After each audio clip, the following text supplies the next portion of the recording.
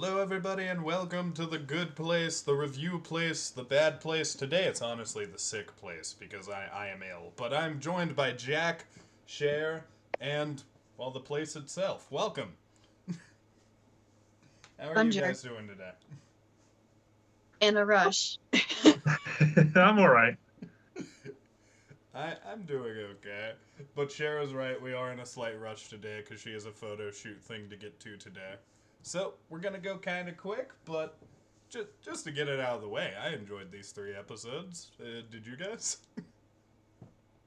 I think I enjoyed them more than the first three. Yeah, I think the first three gave me a good introduction to it, and now we're in it. I'm sure I'm way off in that. I'm sure the rest of the show is very different, but right now I feel comfortable and I'm enjoying. I'd say Yeah, we're in it. I'd say we're yeah, definitely in it. yeah. It's been like 2 weeks since I watched the episodes, but I kind of remember them. I just hope it's not going to be like the Captain America review again. I think some of these I think some of these are pretty memorable episodes. The first one was like everyone finding out about Jason, and Mm. that's pretty big. Like, the big reveal: Jean Yu isn't who we thought he was. He's not a monk. He's this random asshole from Florida who loves the Jaguars. Of course, it's somebody from Florida. Florida man. Yep. Yep. I mean, this show loves its Florida jokes. You'll figure that out along the way, and they start off with some good ones. Like, I don't know if anyone noticed. This will become a bigger part of Jason's character later, but he was wearing a Jaguars jersey for the Jacksonville Jaguars. Yeah, he is very into Jaguars. We're gonna find out, and I happen to like the Jaguars because of a really dumb reason. When I was a kid, my mom made me pick a favorite sports team, and I was like, which one has the best logo? And for me, that was the Jaguars. So that's kind of me and Jason's one connection. But I really do love this episode. It's just about trying to keep his secret because Chidi accidentally inspires him to want to reveal his identity. There is a restaurant being set up, and this is where Glenn shows up for the first time, right? Was he in any of the earlier episodes? I I have not not yet that. met Glenn prior to this. No. Oh, Glenn isn't in this episode? No. Prior to this episode, I haven't met him. Okay, okay. Yeah, isn't he the guy that like gets stuck in the sinkhole? Yeah. Yeah, after enjoying some really good soup, I believe. Good Uh, old chicken soup. I like Glenn. He kind of becomes a recurring character later. He's cool. Yeah. Um, but it all comes to a head when Eleanor realizes that Jean Yu's going to get caught. She realizes it's gonna happen. So she kind of does something bad on purpose in Hmm. order to avoid that, and the sinkhole gets all huge. It fucks everything up for a minute, but crisis averted. Jason decides he's going to join up with their team and enter the moral philosophy classes. So that's kind of what we end on. Yeah. Yay! So, how did we like the first episode? And go through your favorite parts of it, my friends. I'm going to briefly drink milk. I'll take it. Uh, Jason Mendoza. Was it Mendoza. Mendoza? Mendoza. That's a name I've heard before in like reference to a fun reveal in Mm, like media. I'm like, oh, okay, okay, is this character is this like the Jean Yu's not Jean Yu. mm, And yeah, then getting his backstory, those flashbacks were a lot of fun with the acid cat and pretending to be him for the show. I didn't think I'm not a big EDM guy, so mm. I don't know. I didn't think his music was that bad. I did discover if you play it at 2 times speed, sort of like the principle of nightcore music, and just play it faster, Mm. it's not as bad. Yeah, My, I think I just realized that Acid Cat I think is based off of Dead Mouse. Yeah, oh, yeah. for sure. My friend Just Kyle. snapped it off the ears, you know. My friend Kyle is really into dubstep and EDM, and he said that he thought that Jason's song sounded perfectly fine, and I thought it sounded perfectly fine, but I guess it was bad, according to the show. The show Yeah. does like taking pot shots at an EDM too, but Jason loves John it. and So. acid. I did like my note is swiftly redacted, but my initial note here was I'm glad that everyone found out about Jason in this episode. Except for Immediately Tahani. followed by brackets, except Tahani. I'm glad because it's one of those things that and again I'm on episode 4 and I'm phrasing it this way. In a lesser show, this would have been paced out. Eleanor would have found out, and then they'd be trying to keep the secret, and then Chidi would have found out, and they'd be trying to keep the secret, and then Tahani would find out, and okay, now they're all trying to keep the secret, and then other characters finding out, and perhaps that just becoming the status of the show. But instead, Eleanor found out at the end of the last episode in this episode properly. And Chidi also found out, and Tahani, they basically all found out he could talk at the same moment. Tahani doesn't know the full extent of that, but I'm surprised how many of our characters do now know that in the first episode. But I liked that decision. I like it a lot because now we can start seeing the different dynamics. Like, obviously, we got Tahani and Eleanor's dynamic in one of the earlier episodes. But in the next one, we get to see Chidi and Jason interacting off of each other, which, God, I love that they keep doing that pairing in the future. It's really funny to just have Chidi, this guy who's always trying to find the moral way and is very, like, strict and uptight, dealing with the dumbest human on the planet. Yeah, it's not quite like the nerd and the jock, because I don't think he's quite a jock, but it's the nerd and the idiot. The Jason. Yeah, I mean, I just call him the Patrick of the group. I mean, Jason... I can see that, but I hope it doesn't get that bad. And he has occasional bits of wisdom. Like, when he was in the class in the second episode, Jason had a correct example of what Chidi was looking for in the lesson. In a very bizarre way, though. In a very bizarre... Yeah. Yeah, I completely admit I didn't get any of that until Chidi was like, yes, that is a correct example. You can go. It's like, okay, good. So, what were some of your favorite parts of episode 4, Sher? From what I can remember, the lady that reminds me of Chef Ramsay. Oh yeah, that very angry lady who was not angry at all. She was just very tense.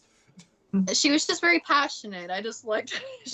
I was just expecting her to go all Chef Gordon Ramsay because I've been watching a lot of Gordon Ramsay content lately, so. And I think I accidentally introduced Gordon Ramsay to my mom, so now she likes to watch Kitchen Nightmares every day. I guess this might be a minor spoiler, but I don't really view it as a spoiler to say what isn't in a show, so I'm gonna say this. I'm very disappointed this is the only time we see that chef character. She does not pop up again, to my knowledge, unfortunately, and it sucks because, God, she's crazy, and I feel like they could have done some very funny things with her. Even though we kind of know what she is, but yeah. I feel like it gets funnier later in the story, though, but I digress. So, what number rating should we give these episodes? I'm thinking for number 4, I'm thinking a 7. I thought it was pretty decent. It was very funny. I loved all the bits when they're talking about the favorite foods, and Eleanor just straight up gets nothing. because her favorite was like something about like world hunger, whatever. Yeah. That was funny. Of all the foods, though, jalapeno poppers being number 1. I might want to fight about that with someone. But what is your guys' ratings for this one? I agree with the 7. I think it was good story-wise, giving us again all the Jason stuff, and again I liked how that was handled so early on in the show. And yeah, a lot of the jokes really stuck. Just the basics of Michael looking forward to trying suspenders for the first time, and Tony going, yes, and he's like, you can do this with them. And he was gonna check it out at first. Yeah, I'm really liking Michael. I did like Tahani a bit more in this episode than I did in the previous ones. I think I'd like her more in this batch of 3 going forward. I think I've mellowed out on my opinions of her character a bit now. Yeah, no, I think 7. And then, I think it's just the way that she speaks, though, is kind of rubs people the wrong way. yeah. I did think I've got a few notes that refer to things like Michael saying that, oh, this chef character has found her soul's purpose, and it's the food service industry. Or I'm like, oh, this is an interesting idea that there's something that you should be doing for eternity. But again, there's the twist at the end of the season, which again I'm just alluding to as the twist at the end of the season. So I'm not going to put too much stock in that idea. Yeah, 7 out of 10, strong. Yeah. I think that's right. I guess we won the lottery, guys, because I'm also going for a 7. Hey. I do feel like we achieved some sort of jackpot there, but we have no time to celebrate. Time to go into the next one. And I need a pot. I need to have a pot to hand for any time someone says that. You know what? You're right, Jack. I'm disappointed in you for not having that. It's the cap off a dry shampoo bottle. That'll do. Oh well. So, it's interesting that you guys said that Tahani kind of grew on you in these episodes, because this next one, like, has a lot of focus on her. Like, Yeah. we get a lot of Tahani's backstory here, and again, I'm going a little out of order, but hey, it's a recap. You know how it be. So, we get a lot of her backstory, and specifically that she was competing against her sister in this episode, which is kind of an interesting parallel to what's happening in the main story, because it seems like she can't really do her best even when she's trying. Like, she's never enough. But it turns out her parents were just kind of jerks. Like, even when she got $2 million for some of her charity events, it wasn't enough. Yeah, they're like, Tahani, you're gonna ruin us. We need to bring in your sister because she's better than you. I hope people like that don't actually exist. I feel like they must, but I hope they don't. No, I know a couple people, especially on the internet. I will never touch $2 million, so that sounds like a win for me at least. But continuing with the episode, though, she eventually, like, they get to the point where the parents die, the will is being read, and they intentionally left her nothing and gave it all to her sister Camilla. But All because they misspelled her name. They misspelled her name. That's so that is such a fucking knife to the heart, though. Yeah, Like, because they're your parents. what They was should the love you spice? unconditionally, Yeah. all that. But also, they named you. they are the On ones that who level. wrote it. It's a very well layered joke. Yeah, well, wait, well, it was a spice. It was like Tahati or something. It was a spice. It was a spice, and that's funny. I can't remember what it was. It might have been Tahati. I don't know. Tahini, maybe? Maybe it was recognizing Tahiti. I think it was Tahiti. Well, moving forward, though, the main plot of the episode is this the one where they all get stuck in their houses? Yes. Yeah. Okay. But my notes in the middle of the page is just lockdown. And I guess that's how we all felt 3 or 4 years ago. I do actually, looking back, I kind of view this episode as a classic too. For me, Chidi and Eleanor are bickering because even though Eleanor is taking steps to feel like a better person, the intro is her letting someone go in front of her in line. Yeah. And she really gets happy about how she did a good thing, which, as a kid who used to feel really good after doing any good deed, I know what that feels like. So, It reminds me of is that moment in, I don't know if you guys have seen The Bad Guys animated Oh movie. yeah. I have not. Was that I've heard where Scarlet Wolf does a good thing for the first time in his life, and just the tail starts wagging, and he's like so confused but happy. I really like that movie. That bit alone kind of makes me want to check it out. It's a good one. But continuing on, they're bickering because Chidi's getting kind of fed up with the lessons and spending all of his time on Eleanor. She is a full-time job, and it turns out that this is the worst possible time to have these conversations because they want to go away from each other. They can't. Everything's in lockdown because of what happened at the restaurant. They're trying to figure out what made the giant chasm that opened up after Eleanor punched the cake, which is how she did a bad thing to make, like, the world react. So, they are stuck together with these two people. One of them is a wedding counselor, I believe, and the Marriage other... counselor, yeah. Who was the other person? Was he just good at nonverbal communication randomly? I think it was like a psychologist or something. Yeah, I forget exactly what it was, but Eleanor summed him up as a human lie detector. So. Well, essentially, they immediately figure out what's going on. They bicker for a bit, and then it turns out Chidi is the one keeping secrets.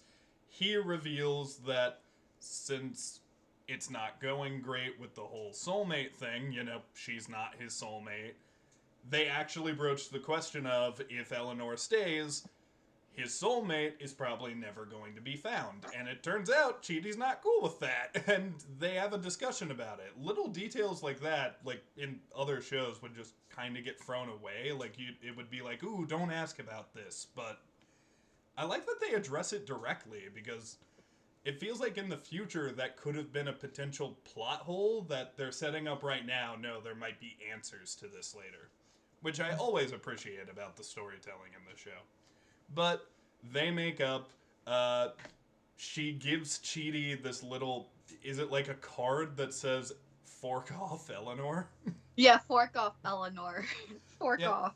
Whenever Chidi, I guess, picks that up and shows it to Eleanor, she will essentially fork off and just give him a little bit of a break for a minute. And she gives him wine and lets him go in a little boat, like one of those picturesque paintings. With French poetry. Hey man, it's heaven. You might as well get in a boat and do something. Yeah. Even Until he realizes he doesn't know how to row the boat. He has no idea. Yeah. So, how did we feel about this episode? Favorite bits, favorite moments, and ratings? Jack, you can go first. I think this is close to an 8 for me. This was... I'm going to give it a 7 again, but this was close to notching up for me. I like this episode quite a bit. Again, we've looked at the world. We're getting now the new characters bouncing off each other and the Jason reveal allowing for new dynamics. Okay, now let's just focus in on... And I mean, there's the Tahani stuff going on as well, but let's focus in on sort of our main characters, as I'm seeing it at the moment, is Eleanor and Chidi. So we're focusing in on that relationship and some friction there. And again, as you were saying about the idea of Chidi not being happy, is he never gonna meet his soulmates here and everything if Eleanor stays? And that idea was like broached a little bit in previous episodes with the idea of when he was weighing up if it's right to help Eleanor. He's like, are you taking someone else's spot being here? So digging into that a little more, which I liked and was handled well. Again, a solid 7 for me. I think for me personally, I think I'd give it either an 8 or a 9. I'm kind of in between those two, so I'm going to give it an 8.5. I really like this one. I always like it when they dig into Chidi and show there's more going on to him. Like, those are some of the best episodes of the show, as we'll find out. But yeah, I really like this one. I think it's solid, and I think Michael was particularly funny in this one, especially when he just looked over to Tahani and said, "Nah, not you," after Not she you. tried to take credit. Cher, what is your rating, and any funny moments you enjoyed? I think just Tahani, just, oh my gosh, it's amazing what her story is. She thinks she's like this perfect, effervescent, whatever she is at this point. I believe And she was called a giraffe in previous episodes. Yeah. She kind of does act like a giraffe. No, but I just think it's really interesting that even the most perfect, self-absorbed person can have many flaws and reasonings behind their actions. All she wanted was approval and love from her parents, and yet she didn't get that because they all put it on her sister, who is a prodigy and who is definitely more better than her, and she couldn't accept that, which is foreshadowing to her death. I mean, Yeah. Camilla's fucking awesome. And then the whole like Chidi and Eleanor relationship, it's really nice, like acting like squabbling like couples, I guess. So I was I do. actually, yeah, I I was do like that they actually turned out to be swingers. yeah, Yeah. yeah. So I'll give it an 8. I think that's a fair number. Again, I do like this episode a lot looking back. It's a fun one. But let us continue to episode 6, which this episode is the first time Michael gets a ton of spotlight, which I'm very happy about. Uh, with everything going on and Eleanor being Michael's assistant, he decides, I'm putting my foot down. We're gonna figure out what's going on in this town, and that's kind of the lead in from the last episode. So Eleanor's kind of stuck. She doesn't know how to assist him, and because if she doesn't help him, the morals of like this world will kind of fuck her over. Like if she refuses to help, she's doing a bad thing. However, if she does help, she's helping him investigate her. That is harmful for every reason you can think of. So she has to find this middle ground, which ends up being Michael's very tense about the whole thing and kind of acting crazy and spastic. So she can convince him, oh, you should take a break. That's what's best for you. And I like that because, again, it shows how clever Eleanor is. Like, she's not a dumb character, even though she's lazy. Um, but they spend the entire day doing karaoke and just fun random shit. I believe at one point, doesn't Michael win a minion and call it like a plush of a little yellow toddler with one eye? Ugly yellow toddler. Yep. That is a really good definition of what those things look like. But continuing on, they continue their friendship and having fun, but Eleanor was unintentionally right because her doing that actually cleared his mind and helped him figure out what could be going on. Oh, it's not a random rock, it could be a person. Surely it has to be a person who doesn't know they're here. No one would do this on purpose. They're all Michael's essentially asking the big questions that Eleanor's afraid of. So she starts trying to push him off the path and focus more on just having fun and not doing any of that, even to the point of sabotaging him a bit later, which destroys Michael. He is dead. He zips up the hoodie. He's on the ground. He's like, I'm a failure. Everything sucks. But Eleanor gives him a pep talk because she feels bad. And this is when it looks like Michael figured everything out. We'll get back to that later. But the entire time that's happening, Janet, Chidi, Jason, and Tahani are doing a spa thing together. Janet's not really part of the spa, but she's the one doing everything. Which, honestly, it's really funny to be like, I mean, it does not compute, but I can go with it anyways. They're doing a lot with the characters interacting now, just like how you said, Jack. They're really into the show now.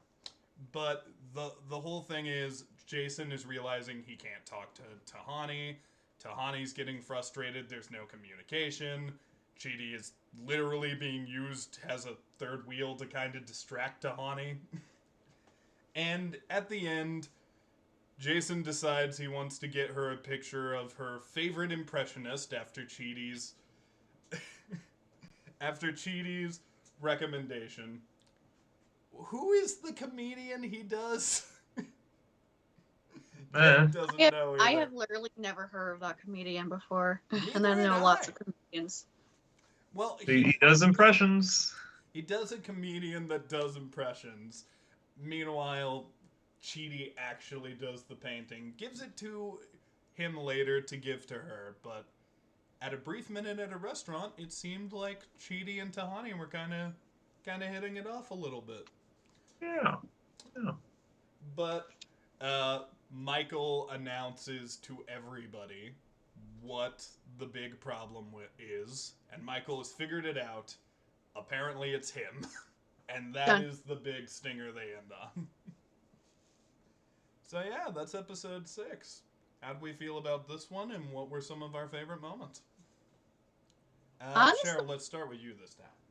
Oh, okay. I was about to say something, and then you're like, "Oh, let's start with me." I can like literally, something's wrong with my ears. Like I can hear you guys, but like it feels muffled.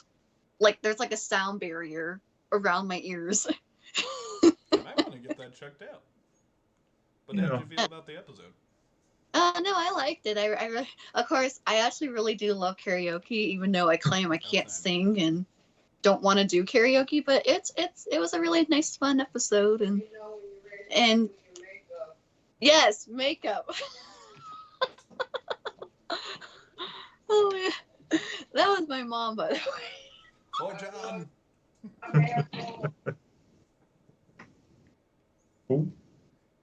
Sher, continue your thoughts. Sher's muted. Oh, she's dead. I don't know what her mom's saying. Jack, go into your thoughts. I'm here. She's back. Never mind, Jack. Fuck off. Sher, go into your thoughts. No, we were just discussing something about my little photo shoot thing. I'm supposed to be doing Asha from Wish. No, but I kind of like the spa thing too. I love spa. I actually really do want to do a spa thing right now. Now thinking about it, but it ended up being like a ménage à trois. That's threesome in French. I don't speak French. I feel like it's a euphemism for a threesome in French. Yeah, with Chidi and Jason, he literally had no idea what to say, and Tahani's like awkward. She's like, she seems so angry every time Chidi like butts in. Like, oh, I shall do this. Anger very well. Oh, that was funny, but yeah, I really liked it overall. Sorry for the weird interruption. You're fine. Jack, what did you think? There were some like strong jokes in this one. The opening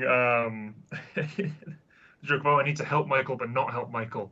And it's like that is literally impossible. It's like no, according to my cousin's therapist, by dressing up and going as his date to the prom, I helped him and ended up not helping him. In the long run, that's a great bit. And then it really like just cuts to the theme song and just moves on. That's like great. I laughed out loud at that. Unshaven Michael is get up and again getting a lot of Michael in this episode. It was great. I think at the moment Michael is my favorite character, so getting more of him, I'm loving it. Again, I'm very interested in where things are going to go with him. Again, the season 1 finale, which we will get to. But I'm enjoying him a lot. The sort of breakdown, his tiny little museum of human artifacts. Felt very Gus from the Owl House. That is going through the rocks and everything. Good bits with Michael this episode. Eleanor's flashback, I expected to get be so much darker than it was. I've just written Chekhov's dead dog, and then towards the end of my notes, that dog. I was fully expecting that thing to die. They could have gone really dark with that shit. You're right. Oh shit!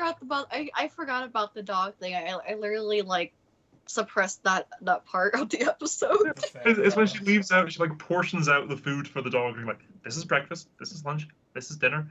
And brings over the bag, and this is extras. I'm ready to be a mom. And leaves the child, the dog. I really enjoyed I keep wanting to call him Jean Yu, but The show kind of Jason? does that Jason. for a minute too. Yeah, it'll take me a bit to get used to.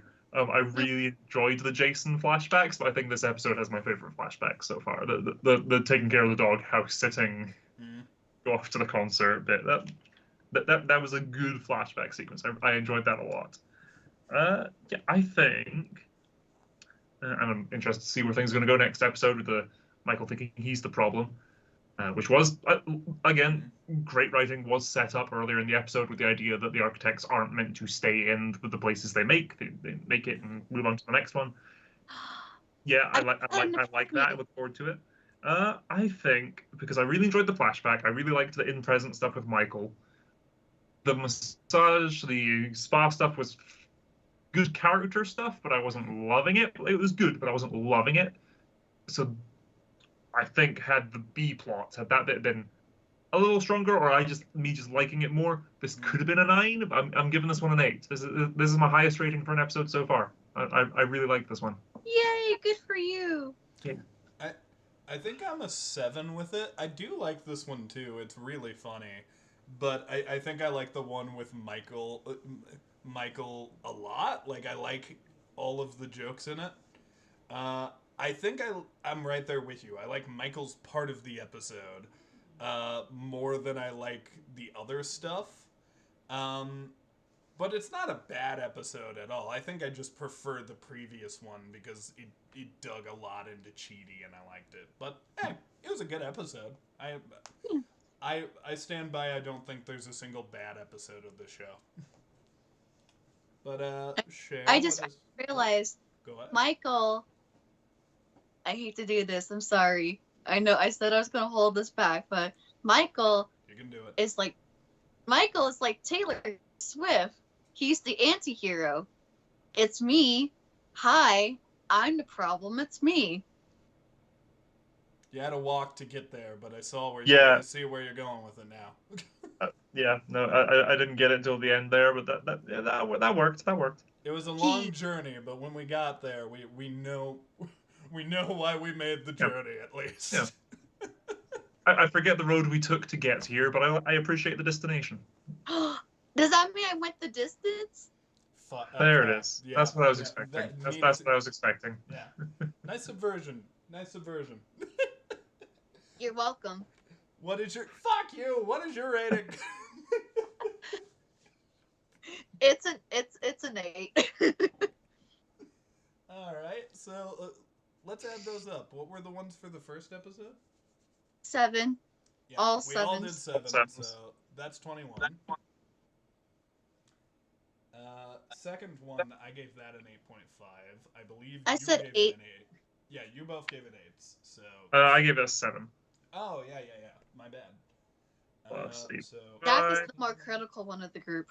That's 23.5. Yeah, 23.5. That's not bad.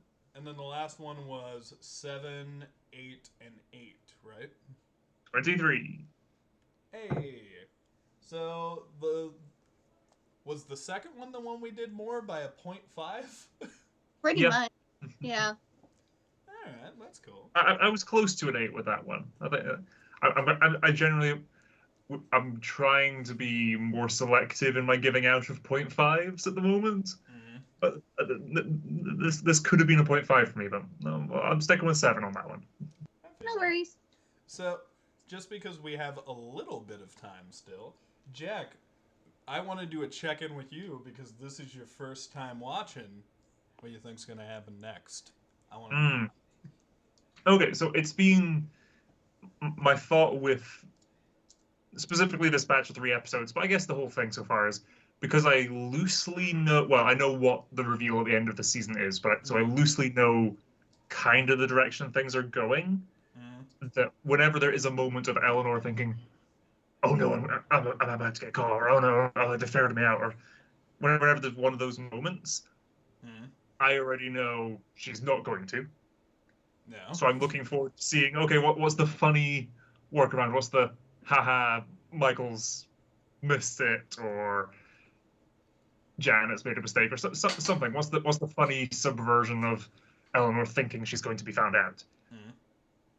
So I'm enjoying it on that level of, well, obviously it's kind of like going, oh, the main character's obviously not going to die in this fight scene halfway through the show. It's, there's more show to go. I'm looking forward to that. I'm expecting it. What are we going to do instead? How do we get out of this situation? And I'm enjoying that. I do worry that in the long run, because the show, it's good that they do this. I think my worry is how often they do it. That basically every episode ends with, okay, here's the story of this episode, and then the last 2 minutes or so is, oh no, something's happened. Tune in next week to find out how well, Batman and Robin get out of this alive. Oh, here we go again. Are their gooses cooked? Which is a little cheesy, but like, oh, the Jason Mendoza, Sean, you can talk at the end of episode 3. That was great. There are ones that really stand out, and then there are other ones where, oh, Tahani sees the sinkhole and it's getting bigger. Like, that's what sinkholes do. Yeah, they kind of. Granted, it's a supernatural sinkhole caused by Eleanor punching a cake, so it's different than a normal sinkhole. I'm worried that that's going to get a bit repetitive and a bit annoying. But we're 6 episodes in, and I'm still getting used to the show. If that is the structure going forward, I'm sure I'll just get used to it. But that is a concern I do have. I think my response to that is, in my opinion, when they do that, and for the record, they don't do it a ton, but it is a theme that, like, it doesn't happen every episode, but they do keep doing that. If the info is huge, like the John Yu reveal, I feel like it sticks the landing. But you're right, when it's stuff like, oh no, the sinkhole's opening up, it's like, yeah, dirt is falling. Dramatic. Yeah, I feel like the sinkhole What one, about Glenn? if that was like an ongoing thing of there's this hole in the good place and it's getting bigger and bigger and bigger throughout the rest of the season, fair. That reveal's fair. But oh no, the sinkhole's getting bigger, we resolve it then. End of the next episode. It's fine. It's not a concern. It does then lead on to Michael going, okay, I need to figure out, I don't know why this happened, and I don't know why it stopped happening. Need to figure out what's going on. Which is, again, that happens in the last couple minutes. That's our lead into the next episode. Again and again. Which, again, the Jean Yu one really worked. The one at the end of the first episode with everything going crazy and haywire really worked. So, as you say, it's not something that they double down on. But when it works, it works. So, it's a concern I do have, but it's not something that's going to put me off the show if the last 120 seconds of an episode isn't amazing to me. That's fine. The credits are usually rolling at that point anyway. Yeah, I personally don't mind the little lead-in, but, like, I could see some people being like, it's frustrating to set it up and then, like, have a cliffhanger every other episode, essentially. I think if you're binging them, I think that works. It's like, okay, I need to skip the credits, I need to see what happens next. But I can imagine, well, even then, week to week, it would prompt water cooler conversations, I guess. There's something to the way they do it, but I definitely see, I definitely see your point there, though. And the thing is, that is my biggest concern with the show. And it's a very minor thing, so, as you said, you don't think there's a bad episode of the show, this is one of your favorite shows. It's promising. We're, again, 6 episodes in, this is promising. I like everything that's been set up so far. I really liked the show in season 1, but every fan, and my friend Kyle went through this, every fan goes through this, where it's like, wow, the show was really, really good. And then it goes to that higher level in season 2 of, oh, this is an incredible show. Okay. So that's kind of the promise I give you. I hope it lives up to it, but I fucking love this show. I think it will. Any final thoughts before we transition into plugs, ladies and gents? All right, it sounded like a no. Let's jump into plugs. It gets better. Jack, you want to go first? Sure. Hello, everyone out there on the internet. I am Jackable Trades, and you can find me at that name on YouTube. At the moment, over on the channel, we have finished Fiona and Cake. That's been the series I've been reacting to the past few weeks, the Adventure Time sequel. There was Adventure Time Distant Lands, but I think having now seen Fiona and Cake, I classify that as more of an appendix to Adventure Time, whereas this is and feels more like a full sequel. It's a new story, it's following up, it is subsequent to the events of the previous show, but it's digging into these little plot hooks, these little ideas and concepts the show had, but taking them further, putting them to their logical next steps and extremes, while concluding some character arcs and resolving some things that the fandom actively did have a slightly bitter taste in their mouths about. And this addresses them and resolves them, and it's just an all-around great show. I really enjoyed it. Now we've moved on to I'm a few episodes behind, so the next few uploads of my channel are going to be playing a bit of catch-up. Star Wars The Bad Batch. We're on the third and final season of that show now, and it had a really strong beginning. They did a 3-episode premiere, and my reaction to that went up a couple days ago. Reaction to episodes 4, 5, and possibly 6 are all going to be up in the same video next Saturday, so tune in over there to see my thoughts and reactions as events happen in The Bad Batch. I have not started Bad Batch Season 3 yet, but I might go ahead and watch your reaction to it, just because My reactions are not a market substitute. Disney, we're good, right? We're good. That's funny. I'm not watching it because of that. I just know how much this man loves Star Wars. Yeah. But somebody else that I know that loves Star Wars. I am Dr. Neiltopus. We are still uploading a bunch of the VODs from YouTube. From Twitch, not from YouTube. The VODs are on YouTube. You'll see them here shortly. But we just finished Spider-Man Miles Morales, so those are on the way now. We will be starting Spider-Man 2 sometime in probably April, I think? Because right now, next time, this upcoming Tuesday, we are starting the Undertale Genocide route. We did Pacifist. We are almost done uploading it. Skylar is not ready for Genocide, even though he thinks he is. I am very excited because, again, he knew a little bit about the Pacifist route. He doesn't know anything about the Genocide route except for the final boss. That's it. That's all he knows. So, I'm pretty pumped. Sher, go ahead. Hello, people. It's me, Sher from 2000. You can follow me on Facebook. I really want to say Twitter, but I know it's not called Twitter. Yeah, known as that. X marks the spot. Instagram, like and subscribe to my YouTube channel, Sher _from _2000, as well as share your creations. Currently, I am trying to share my conflicting thoughts on Disney's Wish, and that movie has really torn me apart. I have never had a Disney movie torn me apart like this movie.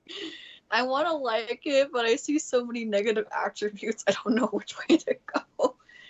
And in April, hopefully if I could do this before I go on my cruise, I'm going to try to do my thoughts on Danny Phantom, because it will be the 20th anniversary. And hopefully I'll have my Danny Phantom suit ready by then. And yeah, that's pretty much my life. Woo. I appreciate the woo for enthusiasm. Well, I think that's the end of our show here, and I said in the last episode I was going to end all of these a certain way, and I'm sticking to it, so... Oh, Lord. Will our heroes in the good place figure out a way to keep Eleanor around? Will Michael discover that he is not the problem? Will Neil, Sharon, Jack ever get an upload on time? If Neil can actually fucking keep to the schedule, maybe. Find out in the next exciting episode of... Did we ever get a title for this? The Review Place! Oh, that's perfect. See you in the next one. Bye!